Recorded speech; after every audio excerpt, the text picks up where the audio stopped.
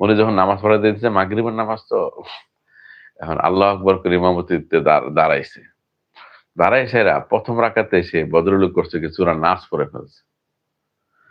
প্রথম রাকাতে আহ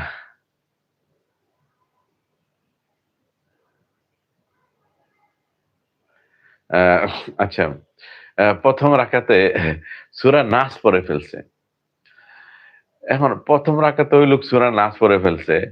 এখন সেজদায় গিয়ে চিন্তা করতেছে আমি যে দ্বিতীয় রাকাতে যে উঠবো, ওটা আমি কি কেরাত পড়বো। প্রথম রাকাতে তো কোরআন শেষ করে দিলাম, সূরা নাস পড়তে, তাহলে দ্বিতীয় রাকাত কিভাবে পড়বো।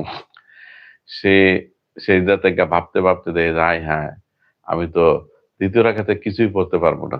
এটা চিন্তা করে সে আস্তে করে সেজদা থেকে উঠা, সে আস্তে, মুসল্লিরা তো সব আপনার সেজদার মধ্যে আছে, ওইটা সে পিছন দিক থেকে এসে বাঁকছে।